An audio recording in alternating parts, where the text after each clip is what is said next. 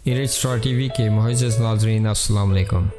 नाज़रीन, कराची पसंद की शादी पर लड़की के वालिद ने लड़के के वालिद की उंगली छुपाकर अलग कर दी।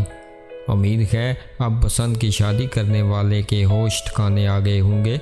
वैसे इस वहशियाना हरकत के बाद मजनू को पता चल गया होगा कि इसके ससुराली आदमखोर कबीले से तल्लुक़ रखते हैं। जालिम होते तो गोली मार सकते थे, लाठी या डंडों से कीमा बना सकते थे, मगर ये तो लड़की के वालिद की मेहरबानी है, इसने सिर्फ उंगली छुपाकर हाथ से अलग कर दी। अगर वो यही हरकत नाक और कान के साथ करते तो क्या होता। उंगली कटाकर शहीद होने वाले बेशुमार मिलते हैं, मगर नाक और कान के बगैर रहना बहुत मुश्किल होता है। कोई भी कान कटा या नाक कटा कहलाना पसंद नहीं करता। किस कदर अफसोस की बात है कि औलाद शादी के मामले पर खुद सर हो जाती है। बेशक पसंद की शादी गुनाह नहीं, मगर घर वालों ख़ास तौर पर वालिदैन की इज़्ज़त और एहतराम की कुर्बानियों का भी ख्याल रखना औलाद का फ़र्ज़ है। बेटियों को तो ख़ास तौर पर इस बात का ख्याल रखना चाहिए, वरना बाद में कत्ल व गैरत और दुश्मनी का सिलसिला ख़ानदानों को तबाह कर देता है।